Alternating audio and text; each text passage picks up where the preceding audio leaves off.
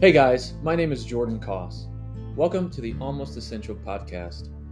This 16-episode series is based off my final project for my Doctorate of Ministry degree at Fuller Theological Seminary. The title of that final project is Almost Essential Evangelists, Improving Retirement Asset Accumulation for Mainstream Church of Christ Pastors.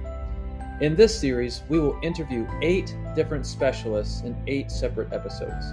And we will also interview 2 pastors from each of 8 different regions around the U.S.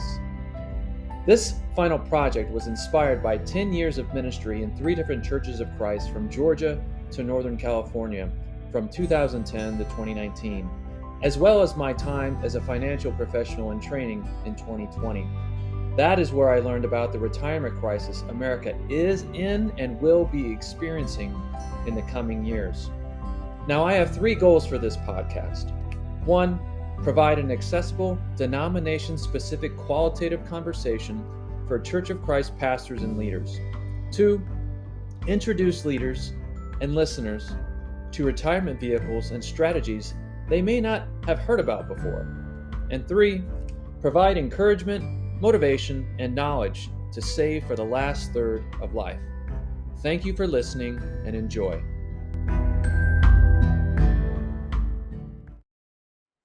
All right, so welcome to the Almost Essential podcast. I am your host, Jordan Koss, and this is the final episode of our series, our 16-episode series that we've been doing for my Fuller D-Men project, kind of just exploring conversations with pastors from around the country and specialists as well related to saving and accumulating assets for retirement, specifically in the context of helping Church of Christ pastors do a better job at doing that within a very, DIY denomination, and then within the context of what Teresa Ghilarducci says is a DIY retirement crisis in America. So before we go any further, Lars, my co-host, why don't you say a few words about yourself? We're coming to the close of our journey. Oh my goodness. It's been a really fun journey to be part of it. And I serve as Director of University Relations at Bushnell, a university which is a small restoration movement, Disciples of Christ Christian Churches, Churches of Christ Heritage School in the Northwest, and get to serve churches and resource them. And one of the things that I love to talk with pastors about is how they're handling not only the church finances, but their own personal finances and how the church is caring for them. And so we try and support churches to care for their ministers as the ministers care for their congregations. And as somebody who was in ministry for 8 years, I know that's a difficult thing to balance and to find ways to do that. And then I've been part of some conferences. I got to actually get to know Jordan through a church relations effort at Pepperdine University, and then now get to do that on behalf of Bushnell in the Northwest Connect Pastors. And I was at an event for Bushnell connecting with Church of Christ ministers and got to meet our guest, Caleb. So excited to have him on, and excited for our 16th one of these convos. Jordan, let's go. Yeah, let's do this. All right, Caleb, say a few words about yourself, my man, for those who don't know you yet and weren't at the conference. Sure. Yeah. I don't have a preamble or anything prepared. The reality is I'm just a financial advisor. We're independent advisor based out of Nashville, Tennessee. The most important things about me are I severely outkicked my coverage and married to an incredible lady named Courtney. And we have our first daughter this year, or I guess last year. She's now almost 8 months old, which is insane to think about. Her name is Lily. Mm-hmm. And just trying to help folks out however I can, really, in that world. So. Yeah. Oh, that's great. That's great. And we'll get more into your story as we move into the Q&A portion of this episode. But yeah, so man, we are again, and you said you're in Nashville, Tennessee. Is that right? Yeah, the tiny little town in Nashville. Tiny little town in Nashville, the Athens of the South. Also, again, I want to apologize for the Vols losing last night. Very sorry about that. It's a tough loss to FAU. For those of you listening, it's only the second or third time he's brought it up so far. So, hey, I mean, as a Michigan fan, Big Ten fan, I gotta bash the SEC when I can. Okay, I mean, they pretty much destroy us in the bowl games as it is. So, I need to take my opportunities when they come across. That's fair. Right. That's the Pacific fair. Northwest, we just don't really exist in sports anymore. We don't compete. But I was really hoping my Ducks would go further than the dismal. Anyway, Yeah. but that's what we get. Yeah. Caleb, your dad was in ministry, right? Is Am I remembering that right? actively Yeah, still in ministry. Yeah. still in ministry. Mm. Yeah. So I'm Okay. excited Mm-hmm. to hear from the kind of the perspective of a PK. Sure. In many ways, all of the episodes we got to do the interviews were with active ministers, and we talked a lot about how it's affected their family. But you're going to bring, I think, a unique perspective from kind of the how you experienced this from being a child of somebody working in Churches of Christ and whose dad was navigating these questions. So I'm excited for that part. Yeah. So he's been in ministry now nearly 40 years, and kind of in a really cool way, almost 35 of those with the same congregation. Wow. Got his start in youth ministry and did that for about 6 years with one church, Mm-hmm. and is coming up on either 34 or 35, and then this year or next with the church he's at now there in North Carolina. Okay, great. Whereabouts in North Carolina? About 20 minutes north of Charlotte. If you're familiar at all with NASCAR, the hometown of Dale Earnhardt is Kannapolis, North Carolina. Yeah. And so he is the minister at the Kannapolis Church of Christ. So. Oh yeah, that's not where Davidson is, right? Davidson College. That's It's close. close. It's close. So we lived about probably 10 minutes north of Davidson, and you'd kind of go Concord, Kannapolis, Davidson, Charlotte. Okay. In the Got it. For a brief 9-month period, I lived in Concord. Right on the other side of, I think, was a what do you call those places where you dump all the trash? And it's like a mountain. Like a landfill. Landfill. And on the other side of the landfill was the Motor Speedway there in Concord, so you could always hear the cars going around every day. Yeah. So you can also definitely tell you guys are from the Midwest and Northwest when you're saying Concord and not Concord too. So it's fine. Yeah. Midwest, born and raised, a little bit on the East Coast. Now the past, 10, 11 years in California. So I'm starting to become more of a West Coaster. All right. So let's go ahead and jump into this Q&A. And let's just kind of continue where Lars kicked off with that initial question about your dad and ministry. And just tell us your story of how you came to be a financial advisor and end up speaking at NCYM not too long ago. Sure. Yeah. So the brief story, I guess, of how I became a financial advisor, it's throughout my life and I don't know how much of it was developed from being a PK within this specific space. I had a really weird relationship with money. As a young Christian, trying to navigate the tension between the theology of, the love of money being the root of all evil, and trusting God when he tells us that he's going to take care of tomorrow, and to look at the birds of the air and all of that. And I think I swung when I was much younger on a much more far side of the pendulum, trying to get to a place where I didn't care about money at all and didn't focus on money at all. And what that really probably was in my younger years was an excuse to not be intentional or steward or think about money or whatever. And when I got married, my wife was naturally a lot more stressed or anxious about finances. But she also came from a background where her family interacted with money in a different way than mine did. And so it made sense on paper in our heads when we first got married for her to be the person dealing with all of our finances, tracking finances, watching bills, and all that kind of stuff. And it didn't take us too long to figure out that was what was it was keeping her up at night, just giving her ulcers. It was just not a good fit. And so I eventually started to kind of have to learn and teach myself and become more involved with our finances, and started getting incredibly interested in personal finance and kind of following that route. My background educationally is in social work, and doing more behavior management, not so much counseling, but more on that level of things, and I kind of fell into financial planning with when we moved to Nashville 7 or 8 years ago, and just kind of bounced around from job to job on the first, couple of years, and kind of fell into working with a broker dealer that predominantly focused on insurance products and sales and those things, and just kind of found a niche inside of there where I really, really enjoyed the aspect of working with people, helping them kind of navigate their lives and their choices. And so I found a really fun combination of what led me passionately into social work, and marrying that with a natural curiosity and interest in finances. What led me to stuff like NCYM and working specifically with ministers and pastors is growing up as a preacher's kid.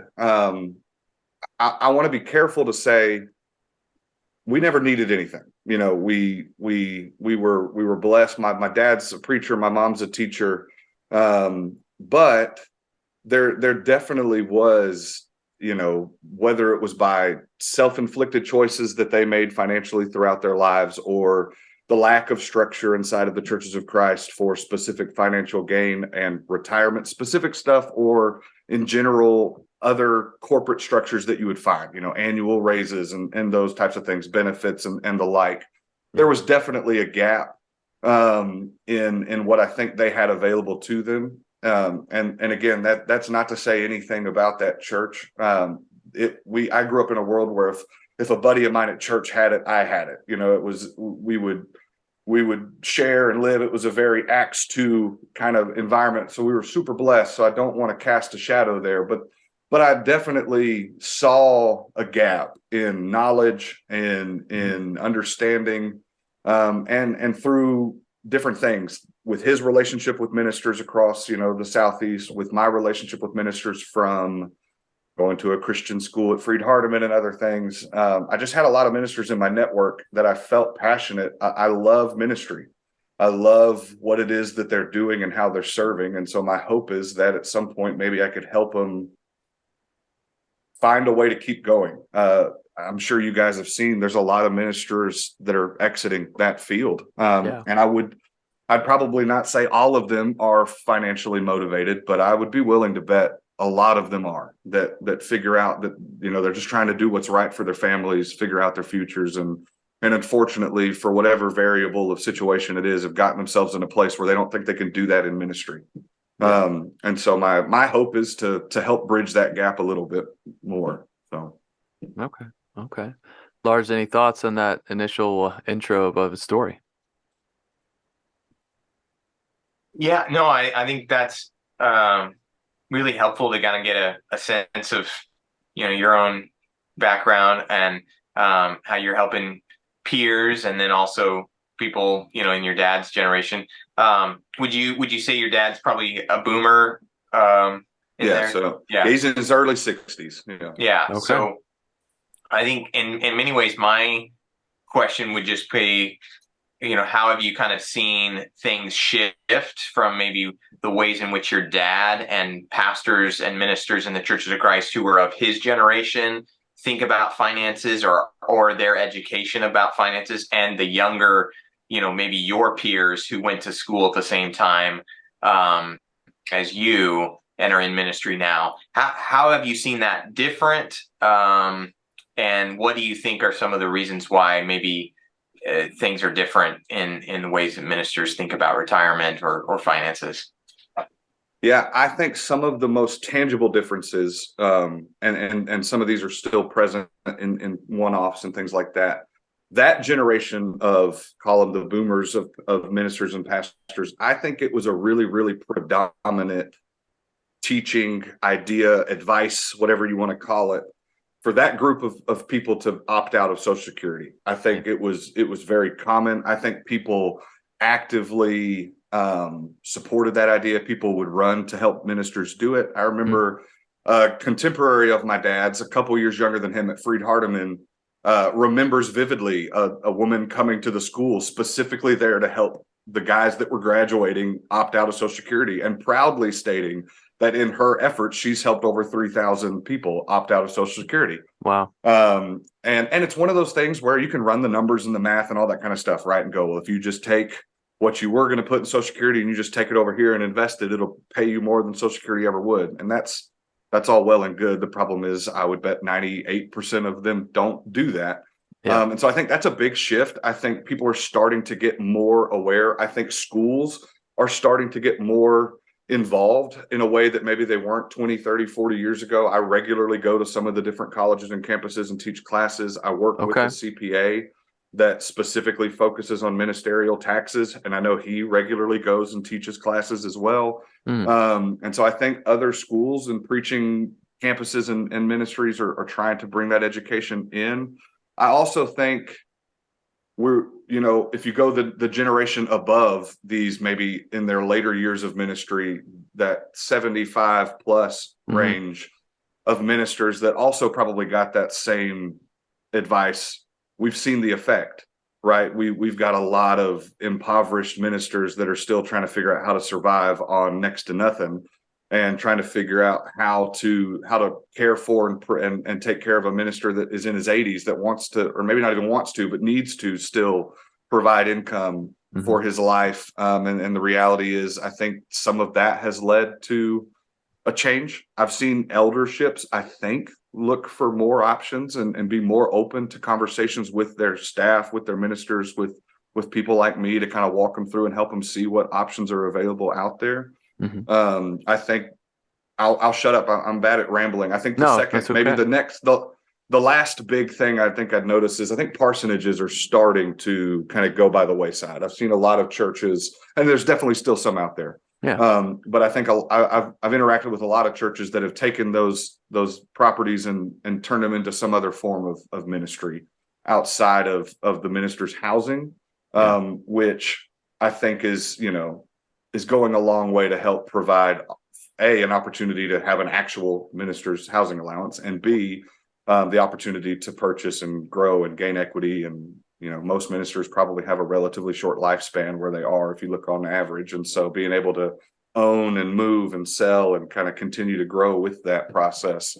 So I would say the diminished capacity of ministers opting out of Social Security and the diminished capacity of parsonages has probably been the two biggest trends, coupled with elders being more open to understanding, hey, something's got to give here. Yeah. No, it's good. I think in Knapp's 2 studies that he conducted on over 200 ministers, pastors in Texas, there was a lot of them were in parsonage, versus his national study of over 200 Church of Christ pastors in the country. There was fewer of them in parsonages. So that's interesting that you've made that observation, as well as you've worked with pastors throughout the years. Awesome. Okay, so one of the things that Teresa Ghilarducci mentions in her book Rescuing Retirement is this idea of retirement anxiety, or one's level of retirement anxiety being a reality of also just kind of being I don't know, just something that everybody experiences in the American DIY retirement crisis. And so what would you say was your anxiety right now versus perhaps as a PK growing up, from like 0 to 10? So yeah. I would say growing up, kind of going back to what I said earlier about going in the direction of not caring about finance, I think I had relatively little anxiety, but I think that was probably more out of ignorance than a point of like, I think everything's great, we're rocking and rolling. I would say maybe, I don't know, anxiety feels like a strong word for us right now. I don't feel very anxious about retirement.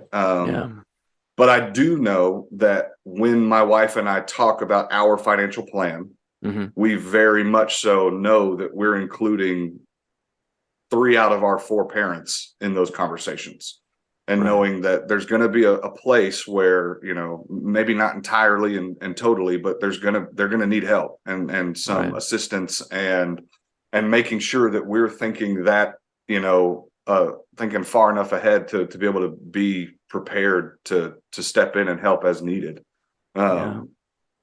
So.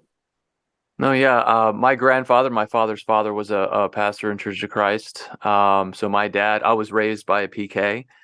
And I remember when we would go growing up in the north in Michigan and Pennsylvania, we would always take our family vacations down south where the vast majority of our extended family lived. And that's where my grandfather, my dad's dad, lived. I forget exactly where it was. I think it was in Tennessee, but he lived in a double wide. I never thought anything of it as a little kid going to visit my grandfather. But I was like, looking back on it, and after doing the study, I'm like, okay, was he in a double wide because as a result of like not handling finances, not having retirement savings as a result of serving in ministry his entire life, or what? Um, but yeah, so I wonder what what his was. He passed away in the early '90s, and now my father himself is in his early '70s, living in Michigan. But do you know what your father's level of retirement anxiety was? Have you had a conversation with him about this recently? Sure. Yeah. So I think ministers are interesting when you talk about retirement. Yeah, Um, because like most ministers that last in ministry, right? Like there's all sorts of people that get in and out of any career. right.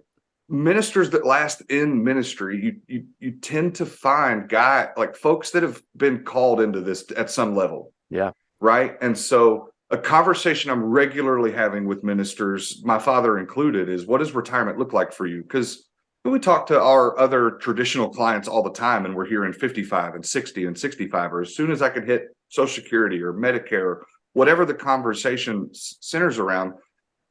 I'm not going to say it's totally unique and separate, and not to put these guys up on a pedestal, but not to. They're not going to wake up at 65 and be like, all right, well, I taught enough people about Jesus. It's a different kind of thing that doesn't necessarily turn off. And I think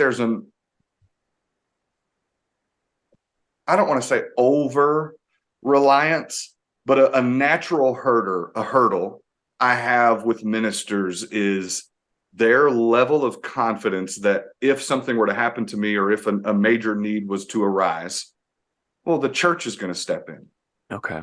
And I think within reason, there's some truth to that, obviously. But I also think there's a misunderstanding of what some of those scenarios look like, and the burden that a minister that hasn't prepared at all could place on a congregation. And so I think Dad specifically was probably closer to my camp of not really that worried about it. I also think he personally is someone that would work until he is literally physically, mentally unable to, Yeah. out of a place of joy and passion. I jokingly, lovingly tell people that my father's the reason I had zero desire to go into ministry. And that sounds worse than what I mean it as. What I mean it as is I knew that the bar that he set, I couldn't amount to. Yeah. And I would always look at myself in that light of, well, if I can't do ministry like him. And the reality is his family probably suffers from that more than his ministry does.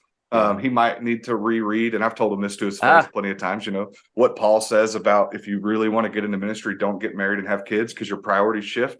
Yeah. He struggles with that balance of family and ministry for sure. But I mean, he's an amazing minister that I think as long as he's able to, he's not, and I don't think he's alone in that of retirement feels so off to these guys, so it's an interesting conversation to kind of help get them into. So yeah, and I was shocked to have our ministers often respond with these low amounts of retirement anxiety after telling us that they weren't preparing or that they wish they had more money in their retirement. So, like in the conversation, they tell us that they're not well prepared and they're not well resourced and they have zero anxiety. And I'm like, what is happening here? Anyway, it was just interesting, but I think you're right. There's a nuance to this calling and this reality that the work they're in it for creates kind of a peace, or at least a a lower anxiety about financial things because they're in it for different reasons, and that's a good thing. But I think that also puts onus on the system and the church and those that are around ministers to actually think a little bit more about this. So in some ways, like as we've gone through this podcast, I'm like, I do hope that some pastors listen to this, but I really hope that churches and elder boards and colleges and universities, like what I'm doing to try and support pastors, listen and read Jordan's paper, because I think that's where the real work needs to come in. Because we can't just get pastors to start advocating for themselves. Sometimes they're not going to do it. No, they're not. They just don't think it's a big problem. Yeah. And that's where I was, in 10 years of full-time ministry in churches in Georgia and California. I would say my anxiety would have been low too. But why? Why was it? Did I think the church was going to step in? Perhaps. Maybe I think a big part of it was I was just avoiding it because I knew I don't know anything about that. And so I'm all right. But when I got out of ministry, I was like, my anxiety kind of shot up a couple levels to like 8, 9, 10. But that's where that was. But what we found in this podcast and talking to the ministers that we have, the pastors that we have, that kind of correlates with the National Evangelical Association study of like over 16,000 pastors from multiple denominations. Low anxiety, like, yeah, I got this, but their number one concern and problem in their minds that was constant in it was 92% of them, it was retirement savings. And even though they said, yeah, I've got it, things are good, church finances are good, home finances are good, like the median of them, the average of them, they had like 40 grand had saved for retirement. And so there's somewhat of a disconnect, but like Lars is saying, we want our pastors to be there in terms of not worrying about money. But that needs to be followed up with the church being able to take care of them and having that perspective as well. Yeah, I would say, and I don't know how deep you want to get into this theological, but like there is something theologically beautiful about that, right? Where I think in general, as Christians, we live in this tension between, okay, God, you've told me to look at the birds of the air, look at the lilies of the field, how much more so, like not to worry about it. And then at the same time, in equal commands, you've told me to be intentional and steward. And all throughout the Proverbs and other places, there's over 2,500 verses in Scripture about money and possessions, right? Like it's not unintentional. And so we live in that tension of like, how much can I steward and think about tomorrow before I tip the scales over into worrying? Yeah. And there is something beautiful about the amount of ministers who are navigating that well. But I think what you said, it just rings so much louder, is that puts the onus on us so much more so to step in, to advocate, to educate. To every minister needs that one guy in his church that's regularly getting on to the leadership going, hey, when's the last time we gave this guy a raise? When's the last time we talked about this? What's he doing here? Is he prepared for this? That they, as much as they're giving to their bodies, the body needs to be, regularly, intentionally, loudly giving back. Yeah. Amen. All right. And so a follow-up is asking you, in terms of James Knapp's findings, he found that in the national study and in his initial study with pastors in Texas, that there was an over-reliance on both of those findings on Social Security and IRAs, and those were the only two sources of retirement income over 50% of participants were going to draw from, again, in both studies. And so he's like, there's a problem there. We need better, pre-retirement education. We need a better model in terms of how pastors make money, instead of like that old school 20th century model of live in a parsonage, low salary, and do some gospel meetings throughout the year.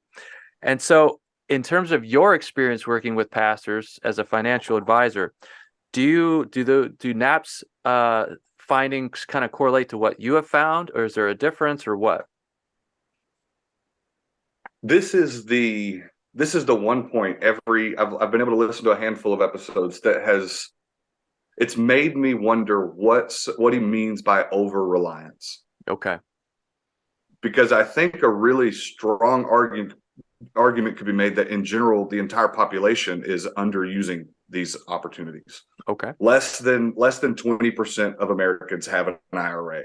Interesting. Less than 40% of Americans are operating in their employer 401k plan. Yeah. Less than 10% of Americans have a Roth IRA. And I don't know how much of the 20% pool that has an IRA is overlapping in the Roth IRA pool. So yeah, I think the real issue is potentially understanding how these tools work, the education around them, regularly using them and using them effectively, right? You know, I talk to a lot of folks that want to save, and when we have these conversations around saving, we're putting $50 a month away, and it's just like I think I'm glad that you're trying, but there's some real hard conversations that need to occur when we talk through, and so an over reliance is potentially in the vein that there's a lot of other pieces around financial planning and advice, right? And it's not just those a couple things, but I think as a whole, though, any tool along those lines is incredibly underutilized. Okay. So it's good that they at least have them. Yeah. Yeah. I mean, it's definitely better than nothing, right? Yeah. But I think you'd find on average that, like you talked about, that $40,000 number after years of saving that's not an over, they're not overusing it if that's where they've gotten, right? Like, so. Yeah. But an interesting thing from NAP studies is that I found a correlation from NAP's findings about Church of Christ pastors with what Teresa Ghilarducci was saying in Rescuing Retirement, is that Americans overall have an over-reliance upon defined contribution plans, which she says is precipitating the American DIY retirement crisis, particularly the main cause being the 401k, 403b, if you're working for a nonprofit or church. And so therefore, I found that kind of like, oh, okay, let's kind of follow where that leads. And perhaps let's look into other vehicles that perhaps churches, pastors could utilize that perhaps, according to Ghilarducci, will function better in terms of what she says we need. We need Social Security, Medicare, and something else in terms of a pension payment throughout retirement, which most Americans have lost because by the late 70s, early 80s, that's when most companies, employers are switching from pensions, defined benefits to the new 401k, which is defined contribution. She called it a 40-year experiment, a 4-year failure. So I just found that very interesting, that connection between those two studies. What are your thoughts on that? I think to that extent, it's one of those, like, I think I'd agree on one level in that the way that it's operating right now, it's not working. Okay. I don't know if it's an account basis or a product type failure as much as it is an educational issue. We very much have, in the last few decades, employers have shifted that responsibility onto their employees. Right. The problem is, and there's a whole, there's so many variables in this, right? We could talk about inflation and the wage and all the things that have not kept up together in the same space, right? But if we know that we live in a world where that onus and that responsibility has been turned onto us as the employees have not taken on that responsibility. And so does it mean that 401ks and IRAs do or don't work? No. I mean, if you max fund an IRA for 40 years, you're probably fine. Okay. It's just a matter of, we don't do it. We definitely don't do it early enough. We don't have a natural understanding about compounding interest, the value of our time, and all those types of things. If I could just every week, my life would be set if I just helped 2 20-year-old kids recognize what they had in front of them. But they're so hard. They're so hard to talk to because they've got it figured out and they're not worried about it. And often the problem is, it's not until their 40s and 50s and 60s that they walk in and go, well, what do I need to do? And I'm like, well, let's figure out what we can. Right.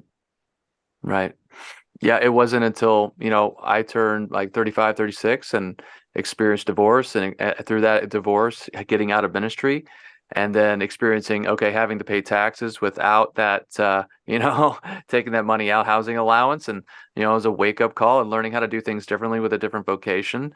And so now taking things a whole lot more seriously than I did, what seems like I did when I was in ministry, when it just seems like I just kind of ignored it instead of like taking it on, just taking responsibility and perhaps applying better wisdom to the area of personal finances in my own life. But let me ask you this question. How has your background as a PK informed your thinking about saving for retirement, both your background as a PK and now as a financial advisor? How has it informed my thinking on saving for retirement? Yeah, because let's say some people, like Lisa Keister's study, sociologist at Duke, said conservative Protestants, which Church of Christ members, pastors are included in that.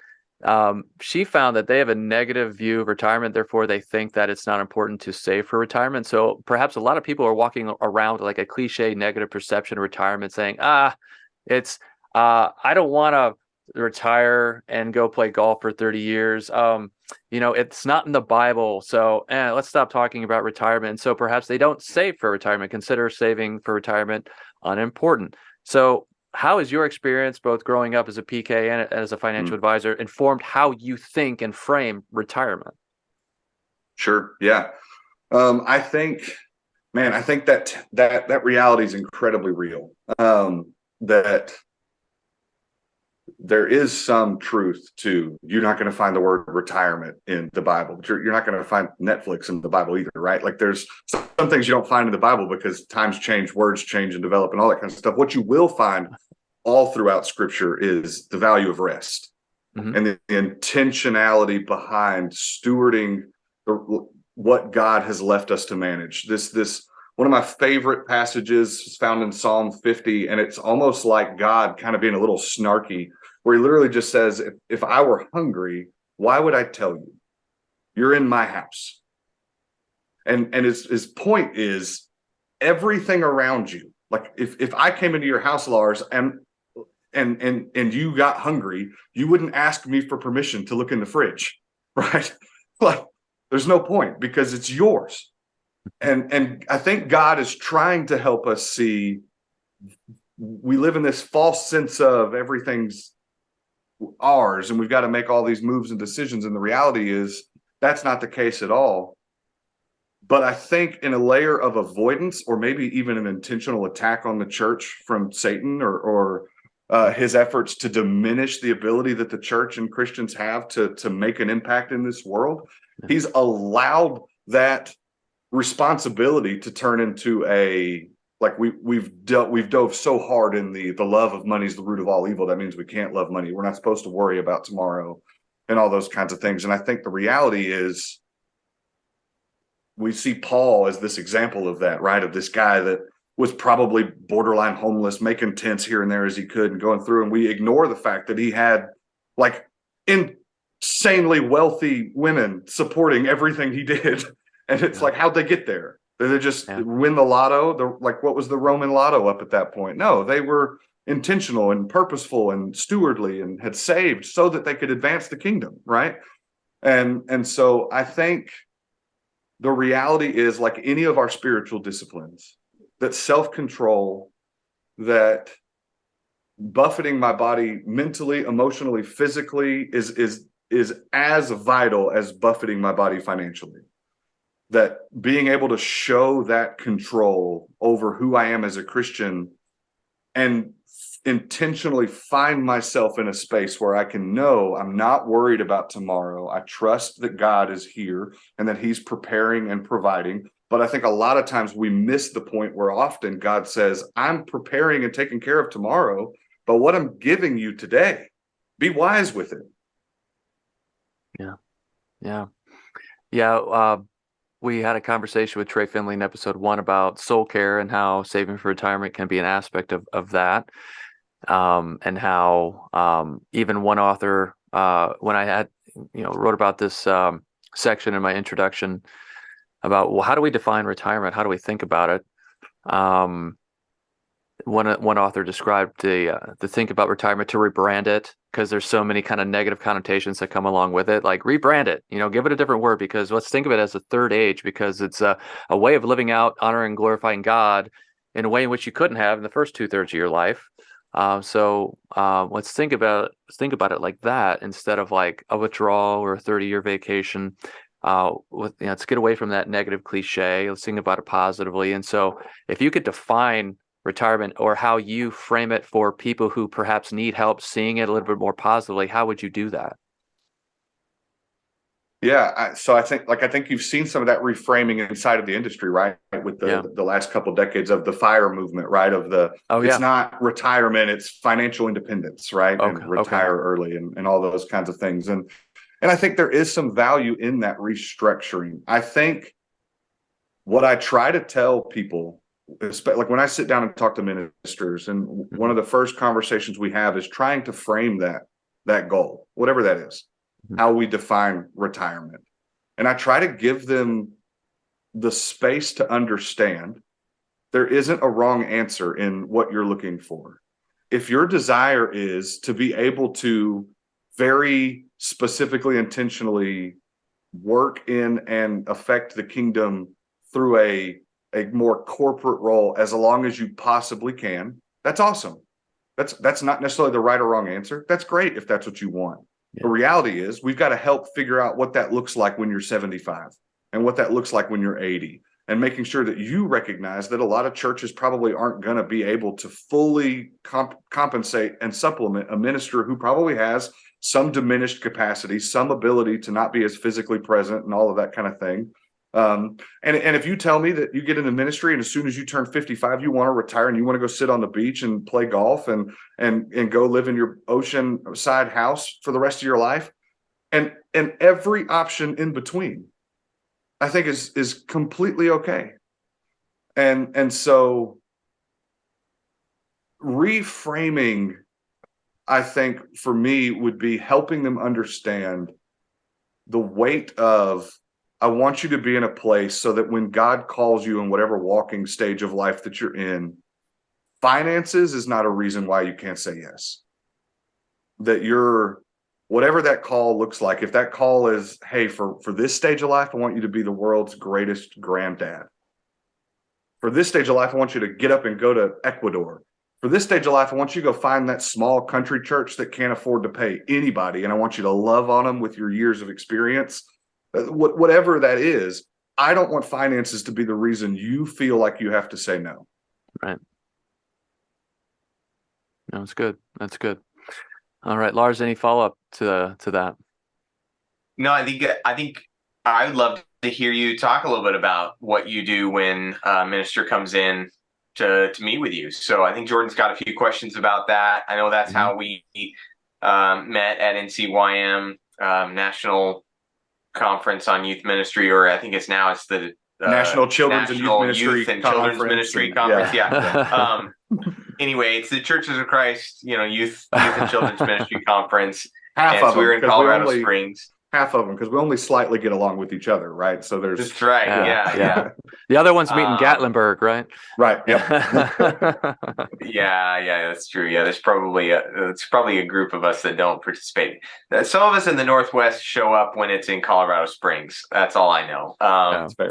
But yeah, so you were there presenting. You had a booth, and you did a session with ministers on kind of minister finance. I know that it wasn't geared towards retirement only, but maybe give the quick elevator pitch about what you do in those sessions, and then let's get into like when a minister might email you and say, hey, can I set up a Zoom and meet with you individually? So start with the seminar, and then we'll get into the more personal.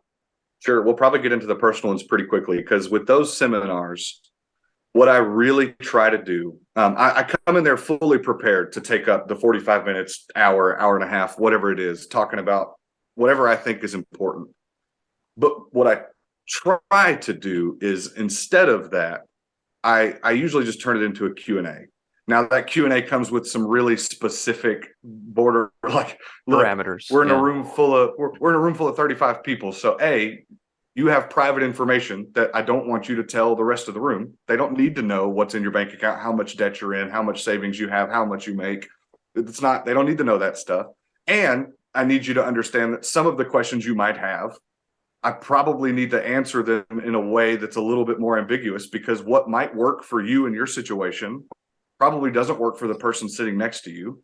And I can only know your situation from a 30-second question so much. Yeah. And so but I want to give them a space to, hey, I heard about this, or I was thinking about this, or our church does this or doesn't do this, or how do I have this conversation with my elders, or what should I do about this in the medium of finances, to give them an opportunity in a safe environment to ask those questions and to talk through those topics. And I think that they've enjoyed it. I've been to NCOIM a couple of years. I've been to a few other conferences and other things. When I go into the colleges or the preaching schools and teach a class, this might be a better, what do I do with that group? It's more structured and tailored. When I'm talking to folks that are getting into ministry, and this would probably be similar to where a conversation starts with a minister that comes in, I tell them there are 4 things that are really, really important for them to understand as they get into ministry. The first one for ministers specifically, and I think we're getting better and better and better about educating folks on this, but there's still a gap and there's still people that don't know, is how you're taxed, what your tax situation looks like, what advantages, what disadvantages, what do you need to be aware of inside of that tax situation that you are, in the eyes of the IRS, unfortunately, both considered self-employed and employed at the worst times. And so you have this dual tax status. And what does that mean? And then navigating through the housing allowance and what that looks like. And that often flows into a conversation with those guys that are either just starting out or about to start out in Social Security and those kinds of things. And so that's bucket one that I spend some time saying, hey, you need to understand this. You need to know what this looks like. And as a minister, you probably need to have a CPA that isn't the sweet little old lady on the pew down front that loves you and has been an accountant for 30 years, but has never once touched a minister's taxes. It doesn't need to be H&R Block, and it doesn't need to be you on April 14 scrambling on TurboTax. Like it needs to be a CPA that specifically understands who you are, what you're doing, and the things available for you, and who's regularly keeping up with those laws as they change. Secondly, I talk them through what would potentially for a regular employee be a benefit conversation of what is insurance, how does it work, why is it important, when do you need it, why do you need it, what is it supposed to do, what is it not supposed to do. We'll talk in a third bucket around, the strategies of investing, and how investments work and why we're investing and what historically investments have looked like and the ways to invest and maybe the principles of investing, and trying to incorporate in that third bucket in that conversation, trying to help them open up dialogue with whether it's their future employers of a church or their current employers, and letting them try and breathe a little hope into that and go, a lot of those guys, if you bring up that conversation, they're attentive. I have not sat down with many elderships that are just carte blanche. We don't want to help this guy at all. We're not willing to listen and learn. For them, a lot of them is a combination of ignorance as well. They don't know what's out there and what's available. And they're in highly stressful, busy scenarios as well. Most elders are still, for the most part, working. They're leading a congregation. They're dealing with what that looks like on a level. They've got their own families. And so, I look at my calendar and it produces just terror. And that's only got a couple of responsibilities attached to it, right? Whereas helping them understand to have that communication. And then the fourth layer, I try to help them kind of understand their timeline of things. We'll talk a little bit about like estate documents and those kinds of things, and maybe parsonage and home ownership and that kind of stuff, kind of the bigger picture stuff and what they need now, what they don't need, as much as I can to just give them. It probably feels much more like drinking water out of a fire hydrant, but trying to give them what they can, in an hour or so. Yep. I felt like I've been that guy, like just sitting in like those like the worst meeting for me as a minister was when the benefits person would come in and meet with all the staff and have that conversation like, oh man, just get me out of this. I hate this. Now I'm like, why did I feel like that? Why didn't I pay attention more? Why, and in that meeting. But no, it's good. It's good. So a follow-up to that is like in these kind of conversations with COC pastors, like what have you found to be typical for a COC pastor you have helped? Like, is it student debt, low salary, parsonage, no retirement benefits, over reliance, or whether or not, yeah, like you said, you kind of perhaps kind of think about that differently. Is it lack of Social Security? Is it an IRA? What is it? What are some of those things that you found? I think it's very polar ends of spectrums. Okay. I will regularly talk to someone who's in their 50s or 60s, who's opted out of Social Security, who's lived in a parsonage for the majority of their life, who's barely saved anything, if at all. I will say that person typically doesn't have as much debt. I think that generation, for all the variables we've talked about, probably had a little bit easier way of not getting into debt, and has a little bit more conservative theological view of debt as well. And so there's reasons to that, but and you've got that end of the spectrum that I think has done nothing. And then in that same age range, it's either that or the opposite, where you'll talk to the handful of folks that very intentionally, like they learned from a parent that was in ministry or a minister that kind of took them under their wing to quickly go, hey, forget all the noise. You need to do this, this, and this. And 30 years later, they're in a better spot for it. Those are rare, I would say. And then the other end for the younger guys is, we got a lot of private Christian schools that throughout the last 10, 15 years, the cost of education has just massively increased. Yeah. And we're going to have to, in general, answer the question of, can we ethically continue to provide some of the types of education we're providing at these universities? Yeah. For the cost that we're doing it, and put these ministers, these teachers, fill in the blank with probably a handful of other career paths, starting them out with 60, 70, 80, $120,000 of student debt. Yeah. So, No. I think that's been a pivot for the younger guys, is trying to figure out what does that look like, and navigating that tax conversation. It's not uncommon to see a guy, if I talk to a guy that's been in ministry for a couple of years, that hasn't been, able to sit down with someone on the front end. There's a cycle that a lot of young ministers find themselves in where they don't realize how they're taxed and what that tax looks like. So they don't realize that at minimum, they're probably going to owe about 25% of their income into tax if they haven't opted out of Social Security, and usually haven't saved 25% of their income to pay that bill, and regularly will use credit cards or lines of credit or something to cover that cost in the first year. And then they find themselves in this cycle of that same bill's coming up next year. Yeah. And now I've got to try and pay this debt off and set aside the money to get that ready. And I think that's a trap that a lot of guys find themselves, that 3 or 4 years in, they realize there's got to be a different option, and find themselves out on the outside of ministry doing what they can. So, yeah. I mean, I was that guy, 60,000 plus, student debt. Not really. If I could do it again, I would go back and figure out a different way instead of putting myself into that hole, going into ministry. And this might be a lot of other guys' stories. Like, that doesn't stop at undergrad, and the debt you get at undergrad. Like for me, I continued and got 2 masters and finishing up this degree. The podcast is for the D-Min at Fuller. And so I've been able to kind of put off paying it back because I've been in school, but that bill's coming due, and how's it going to get paid? Yeah. And COVID's helped a little bit as well, with the sure. But it's gonna be a rude awakening when they're like, okay, it's time, COVID relief. That's all that's over. Lars, any thoughts, man?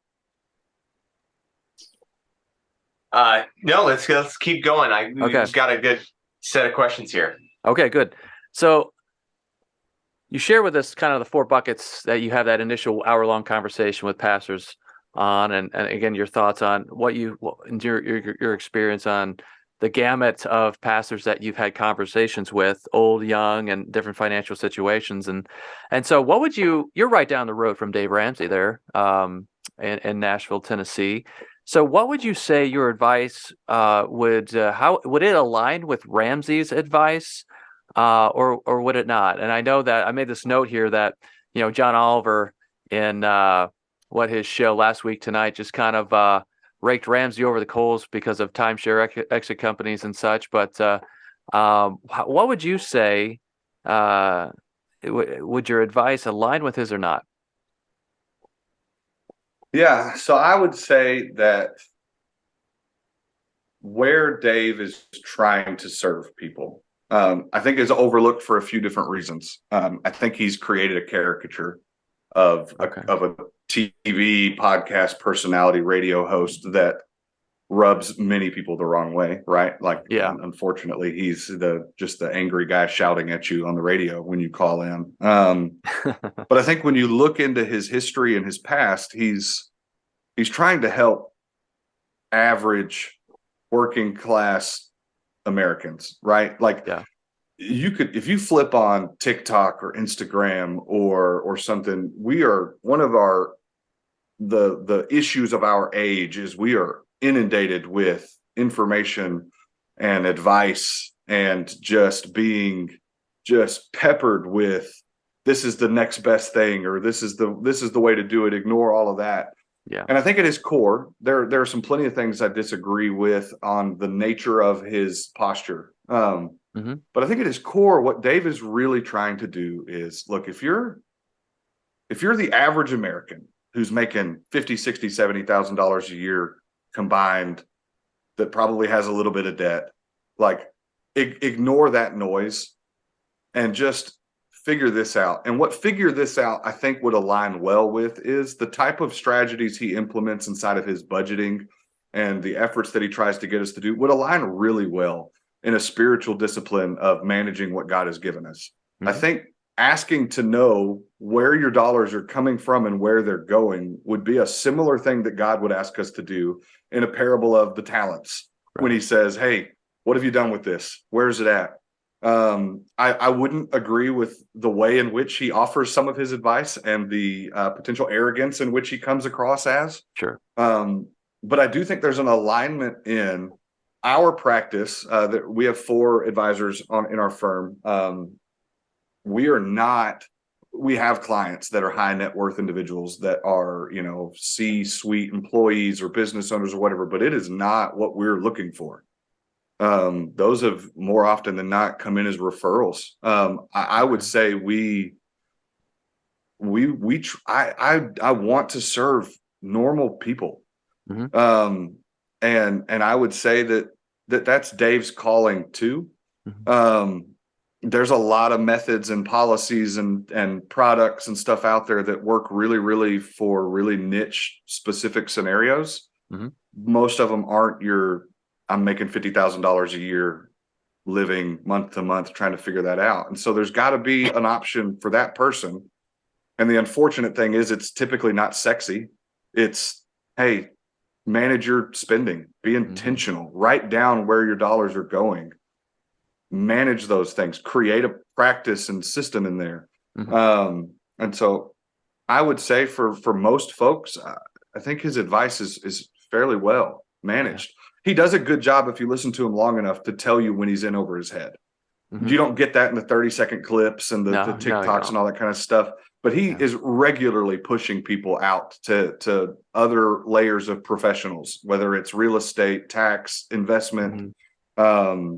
When he goes, hey, this is not me. This is not who I am. I'll give you basics, but you need to go talk to these people. Yeah. And the financial world just feels a whole lot like a he said, she said game. So it's easy to bash somebody else with just a slightly different perspective than you. But I've heard read some writers say that, listen to Ramsey, the budgeting, money managing, etc., that getting out of debt side. But when it comes to investing, not so much. So would you align with his investing strategy, typical investing strategy of, let's say, the 401k, Roth IRA, 10 to 15% annually, putting it into there? Yeah, I mean, I'd say two things. In my personal experience in the financial industry, the people I've heard that are opposing someone like Dave the loudest tend to be selling and earning commissions on the products he's regularly telling you not to. Okay. And so I question what someone's motivation is if they're regularly going to go, don't listen to Dave. And then they're like, let me turn around and talk to you about this thing. Yeah. That's it. The he said, she said aspect. Yeah. Yeah. And so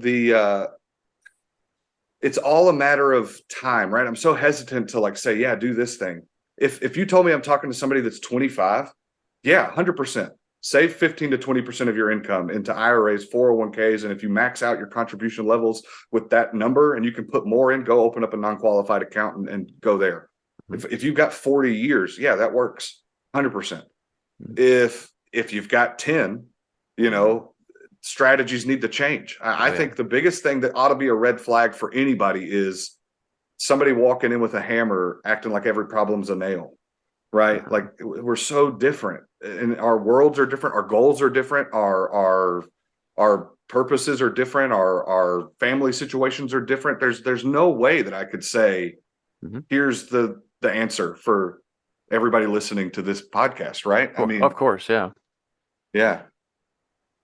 Okay. All right. And so, Lars, any follow up to the Ramsey question? No. I like that. I mean, I think the nuance is helpful, the nitty gritty, and it's not fun and sexy, and it's not a tool that costs money. I would ask then on your thoughts about and this is a question Jordan has, so I'm jumping to a question you have written, Jordan, but no worries. How do you find a good financial advisor? Because that's often been our advice at the end of an episode. Yeah. It's been a little bit of what you were talking about. It's like, okay, even Dave Ramsey will say, this is when I'm out of my depth. You need to talk to somebody. So you're a financial advisor. Sure. And we're going to take you on your word that you're a good one. But I just mean, if you're coaching somebody to say, hey, this is what to look for, what would you say? And how do we go about doing that? Yeah, I'd say, gosh, reading that question when you send it over, it's almost discouraging because it's so hard. Okay. Unfortunately, this is an industry that at certain levels has significant layers of regulation and accountability and massive, if I say something wrong to somebody and my motivations are found to be personally motivated, I could go to jail. I could but below some of those standards of regulation, there are a lot of places that, what is a financial advisor? There are a lot of folks that I think life insurance is an important thing for most everybody. But there's a lot of folks that all they have is a life insurance license labeling themselves as a financial advisor. There's a lot of folks that have zero education whatsoever, but they've taken some online course and calling themselves a financial coach. Right. There's it's so hard. So my two pieces of advice for you looking for an advisor would be, first and foremost, find someone you trust that has seemingly, as well as you can tell, made decent financial decisions, and ask them who they would suggest you talk to. Ask them if they have an advisor. Ask them if there's someone that they've talked to in the past that they trust, that they know their character of. If you're a financial advisor listening to this podcast, my urge to you would be, get rid of your minimums. I think one of my most frustrating things is there's a lot of advisors out there that would make people feel bad for not working with an advisor. And then when you walk into my office with $50,000 of student loan debt and a $2,000 IRA, I laugh you out of my office because you don't have enough to work with me. Right. So So I'd say talk to somebody you trust and see who they know that they've experienced. And then the red flags I'd ask you to be aware of when you're sitting down with someone. If the first time you're talking to an advisor, they're asking you for account statements and numbers and how much do you have and what is it all worth and all those kinds of things. I would just caution you to maybe check and maybe find someone whose first conversations are more centered around who you are, what's important to you. Yeah. What's your experience with money, Ben? What did your family do? What's your parent? What did you learn from your parents? What does your spouse learn from your parents? How do y'all make decisions about money inside of your family? Those are rich conversations that if I don't know the answers to those conversations, I'm just throwing spaghetti on a wall trying to give you advice. Right. Exactly. And so the problem is a lot of folks walk into that first conversation. They're like, all right, cool. So what's the account balance? And just go, awesome. You need to do this. And it's like, well, how in the world could I know that I need to do that?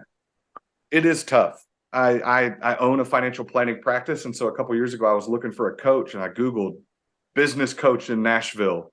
Yeah. And after 15,000 Google responses of trying to go, what are your credentials? How do I know that you're, and I think that's very similar to this world.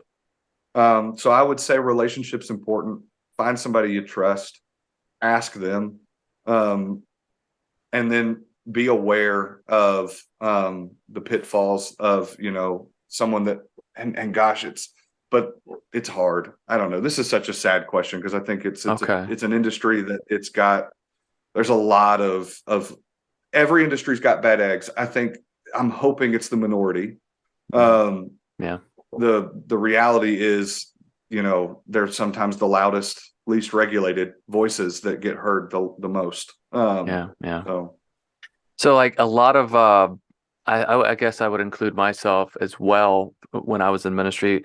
Like, I know I need to get a financial advisor. That's what all these books about, handling money well as a minister, pastor says. First thing, just get a financial advisor. But I can't afford a financial advisor. Maybe they think that off the top of their head because they assume it costs a particular amount of money.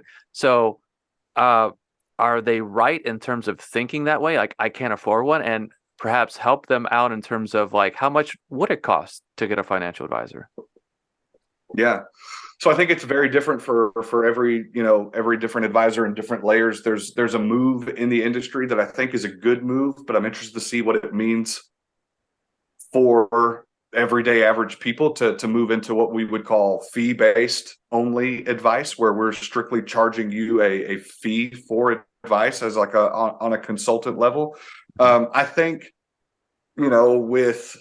with rose tinted glasses, that's great because it eliminates some of the conflicts of interest of an advisor of, am I giving you this advice so that I get paid because I've got a family to take care of? Like, I don't want to diminish what a lot of these advisors are struggling with, the tension of like, I need you to work with me so that I can get paid, so that I can, but I think that's also gonna price out a lot of people that, I can't afford $3,000. Mm-hmm. And on top of I can't afford $3,000, I'm at a stage in life where it doesn't make sense at all for that $3,000 to go towards that. When I'm sitting on the good side of the 40 years of compounding interest, please put that $3,000 elsewhere than in my pocket. And so I think there are people out there. I don't want to sit here and like raise my hand and be like, call me. Sure.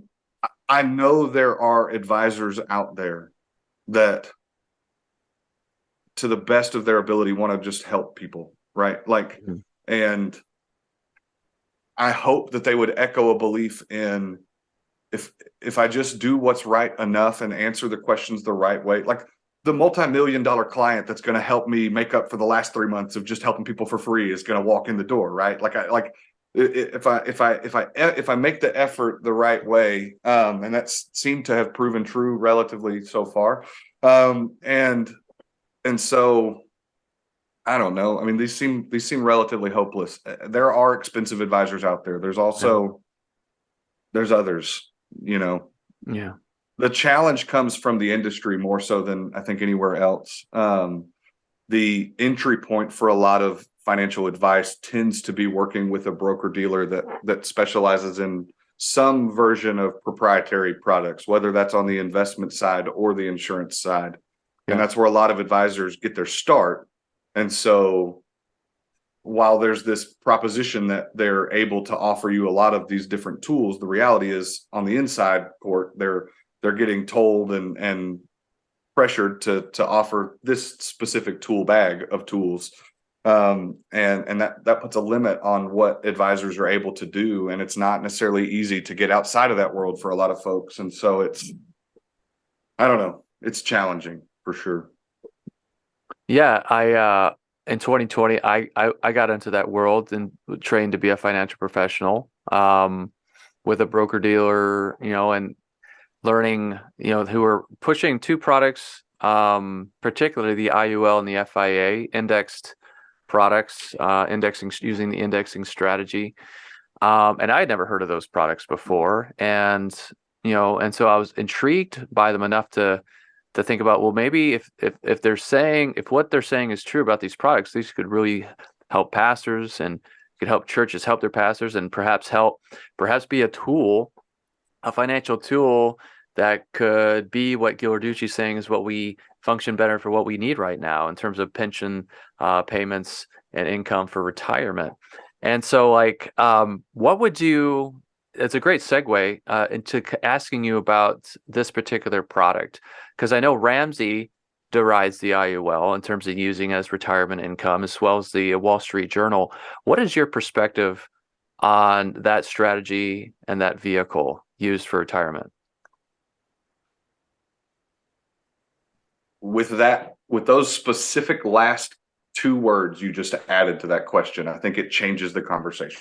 Okay. Or maybe three, used for retirement. Yeah. So one thing about, I think, Ramsey's advice, and I would probably echo this for the New York Times as well. Ramsey knows when he talks. This number blew me away. I heard this a couple months ago. He has on average on a weekly basis 23 million listeners. Yeah. And I think he very wisely knows I got to stay up here. Like I can't get down here. I would be willing to bet that Dave Ramsey personally has some kind of permanent insurance product. Okay. Mainly because where I think they have a ton of benefit is on a tax efficiency level of strategy. Yeah. And being really, really intentional and purposeful with your taxes. And I know Dave has way more money than I do. Yeah. And I'd imagine he is wise enough to look for tax efficient opportunities. Wouldn't that be interesting to know? Yeah. Yeah. The reality, though, I think he's still trying to talk to that everyday average person that makes $60,000. Yeah. That person doesn't need significantly tax efficient strategies and really isn't going to get the same level of tax efficiency out of an IUL or something. And so I think when you talk about using an insurance product specifically for retirement, a lot of those policies have a lot of really good language inside of them about certain guarantees and floors and things on those lines that, you can't participate. You won't participate in the down years of the market and all that kind of stuff. I think it's true, right? Like on paper, it's true.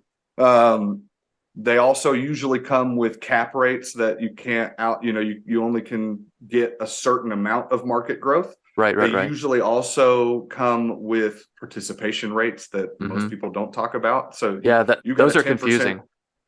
Yeah, you got a 10% cap, but an 80% participation rate, which really means you have an 8% cap. Yeah. And that's not accounting for the typically higher fees and things that are, so I say typically, I've found advisors that are charging 2% management fees, right? So it really just depends on where you go. There are high fees potentially everywhere. Sure. And so that's kind of thing. I think what I've heard specifically when we're talking about those types of products being used for investment for retirement is coupled with this idea that, like, historically over the last 100 years, the market has averaged 10%. So we're going to give you this product that takes out the negative years of the market and caps you at 10%. So you'll never not get that 10%. But over the last 20 years, the market hasn't done 10% once. Not once in one single year has it done 10%. What the market does when we talk about average rates of return is it's usually and averages are crazy depending on when you look at them. We usually see like a 6-ish year cycle where we'll have about a year and a half of what we call a bear market or a down market, typically ranging anywhere from 20 to 35% down. Sometimes it's more, but on average, that's about the range. And sometimes they're not nearly a year and a half long. In 2 weeks in March of 2020, the market dropped 34%, right? And so then what we typically see in the other 4.5 years of the bull market or a positive trend in the market is a growth of somewhere between 120 to 130% on average over those 4.5 years. Neither of those numbers equal 10%, but when you put them together, they do. And so what some of these products potentially do is the market's down 34% in March of 2020. You didn't experience any of that. I capped you at zero. They probably aren't that quick to tell you that from April to December of 2020, the market went up 78%. Right. And that you also didn't get 68% of that, or 70 if we talk about participation rates, or 72 if we talk about fees. And so you can't average 10% in the market if you're not experiencing the totality of the market. Mm-hmm. So that would be my caution. Yeah. But that's not to say that I haven't got clients that have permanent lines of insurance, because it makes tons of sense for a specific need in their world, right? Like I think there are moments where an IUL makes sense. I think as an investment tool specifically for retirement, where I would put it on the totem pole is if you've got an employer plan that has a match, which most of our ministers don't, unfortunately, but if you've got an employer plan that has a match, get the match. Sure. If you can save more than the match, invest in an IRA. Talk to someone that understands taxes to talk about whether or not it needs to be a Roth or traditional IRA. Okay. We have this carte blanche rule going on in financial planning that Roth IRA is 10 times better. Well, when our ministers are paying 25% of their income in taxes, it might not make sense for them to put a lot of their money in a Roth account. Maybe, but it might. Talk to someone that knows you. If you can fully fund a Roth IRA and you do have an employer plan and you can put more money into retirement, it might make sense on the third level to go back and just go over the match inside of that retirement plan. You need to look at the funds available inside of that account. You need to look at the fees attached to that and all that kind of thing.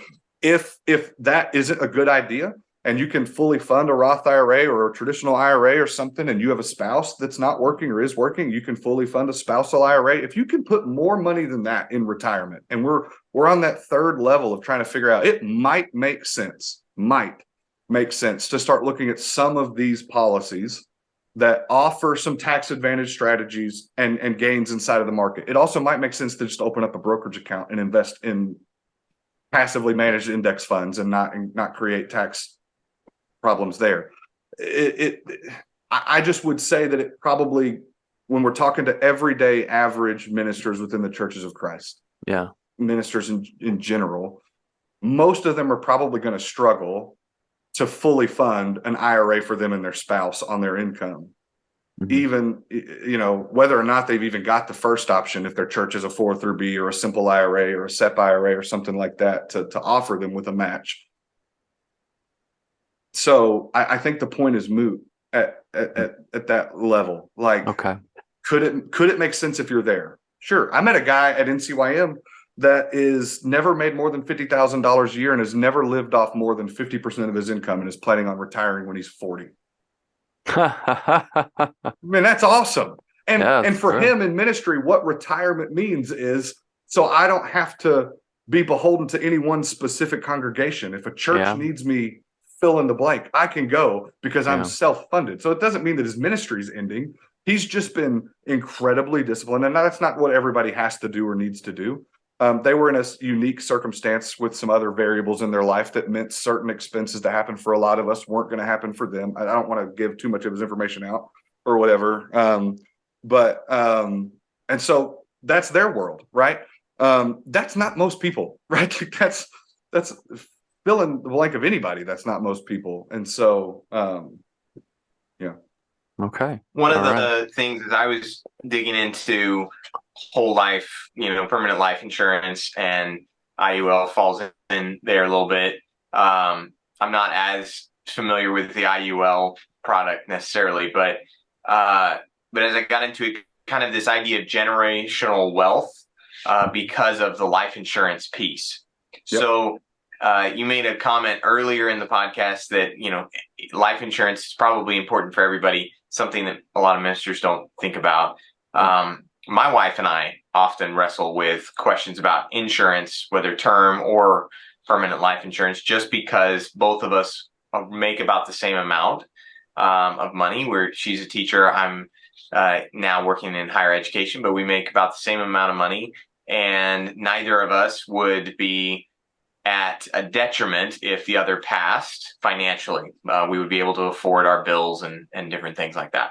So we have balked at term or permanent life insurance. So I'd be curious, I'm being a little vulnerable with my story, but that's what I would be talking to you about. Does IUL fulfill both an Roth IRA, or does it come down the totem pole if I'm not thinking about insurance and I don't have any sort of insurance? Would this be a way to engage in kind of fulfilling two birds with one stone?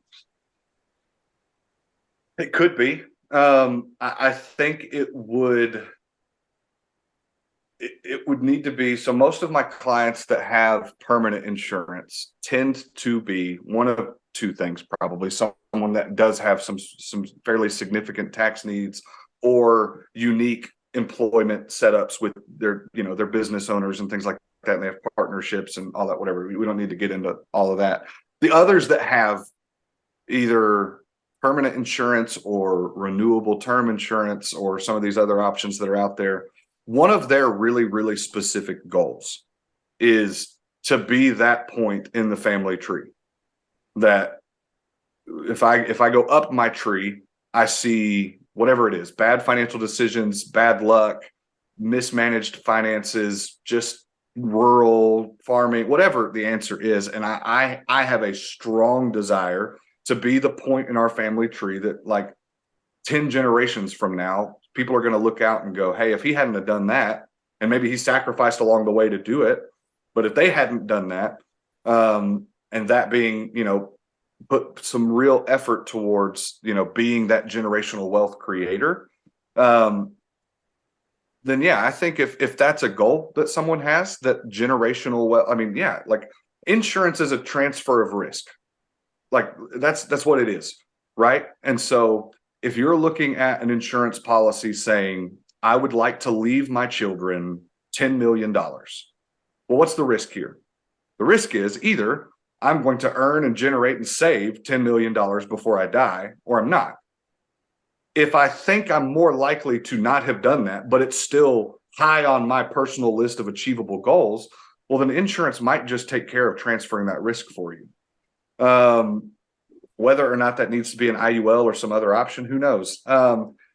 Two birds, one stone kind of thing for younger families, man, it still struggles because generally, listening to a lot of people potentially listening to advice or whatever, generally you can get a lot more insurance for a lot less money inside of a term policy.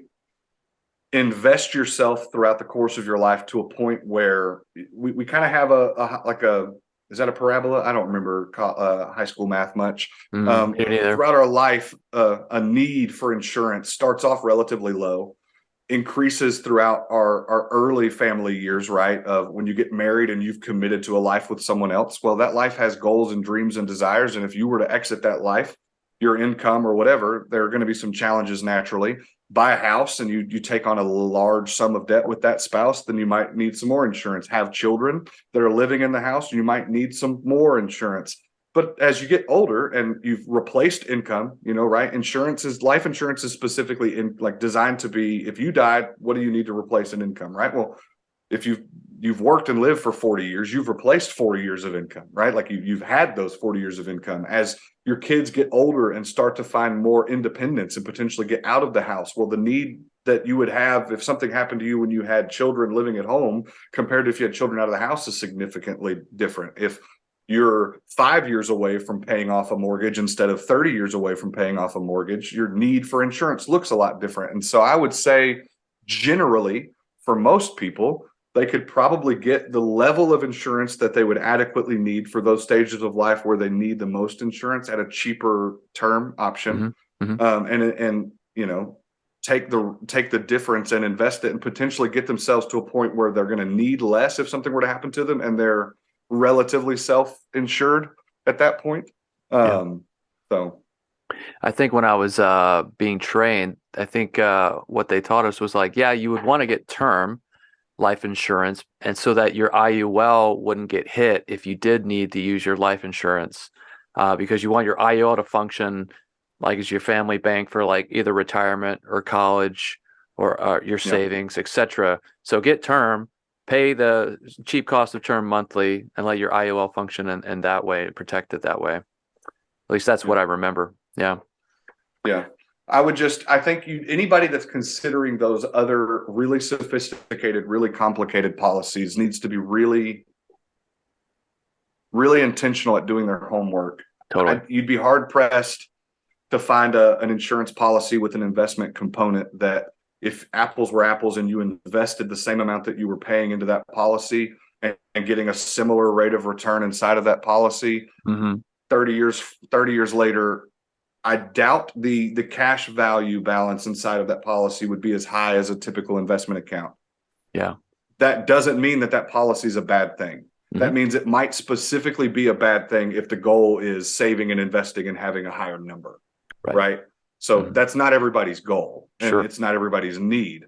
So it just depends. Yeah, you're right. It just depends on what your goals are. Yeah, thanks, man. That was good. Yeah. So kind of the final question as we wrap up, with probably several follow-ups, but like, this is the capstone episode of our series in terms of like, how do we help Church of Christ pastors out doing better at accumulating assets for retirement within this traditional denomination where it's like, it seems kind of hard. Like if we start out arguing about, hey, should we pay them a salary or not? It kind of like seems to have messed up like the whole retirement question and pursuit on top of that as a result. So if we were to create a system, a process for saving for retirement for every Church of Christ pastor who's like 18, like, you know what, I want to become a pastor, I want to serve my life in the church, what would you hand them and say, hey, trust this process? Man,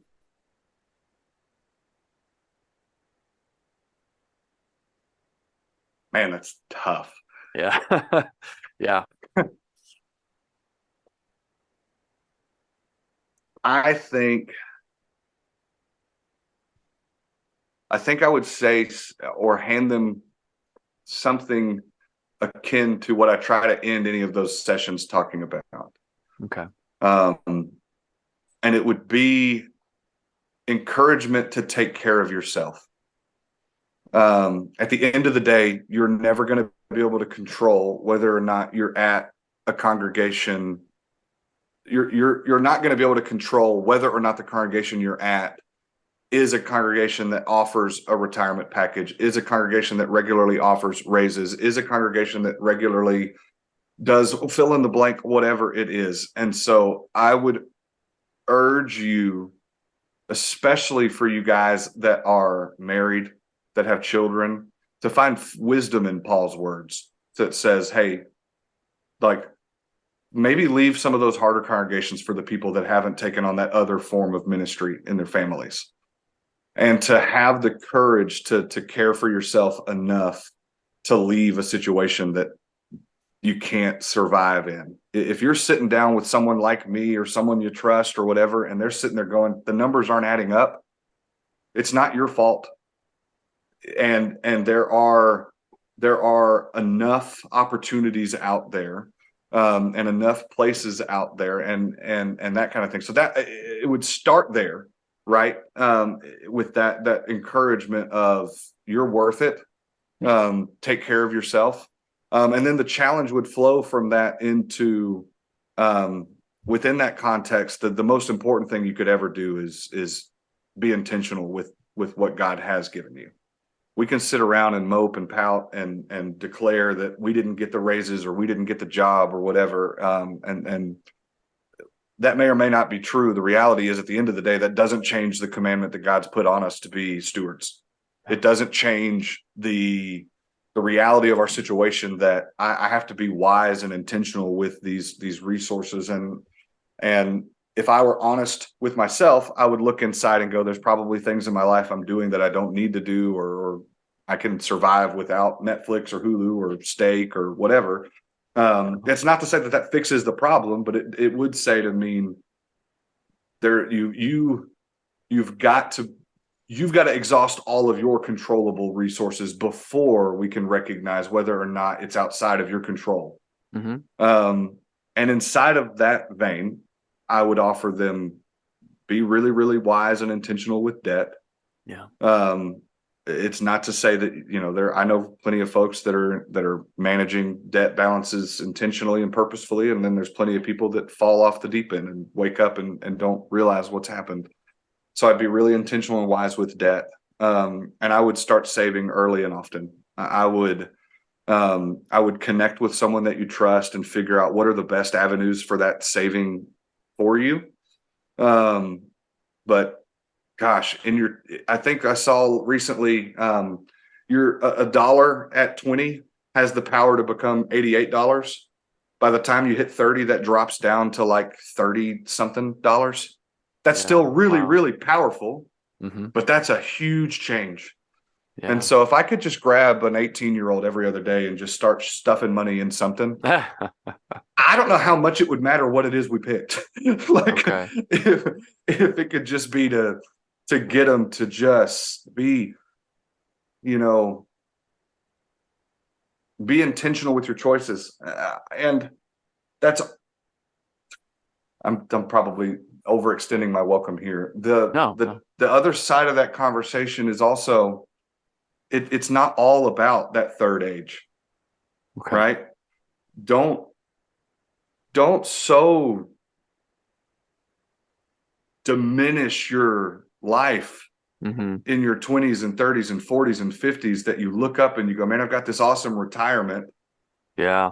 But we didn't enjoy it with our kids, and we lived in this house that felt like it was caving in inside of us and we had every car we ever got lasted 6 months before we had to go find the next beater and all those kinds of things. We're not promised tomorrow. Sure. And I think that's where some of the challenges that Christians in general have with saving for retirement. And so we've got to find the balance between that tension of, if your retirement goals mean that you can't give and do nice things for your family and your children and create a space that you find joy in this incredible world that God has blessed us with, two things could be changing, right? You might be at the wrong place. And I'd go back to the first thing I said and say, take care of yourself. Yeah. The second thing might be, you might have the wrong goals. Okay. Okay. Awesome. Lars, any follow-up to that, man?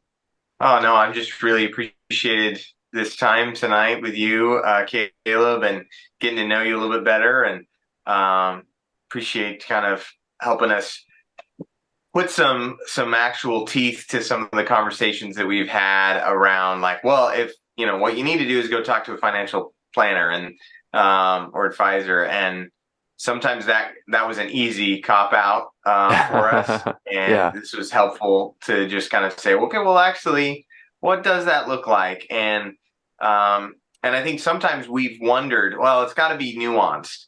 And so it's helpful to hear somebody say, yeah, actually it is. It's specific to your situation, specific to your goals.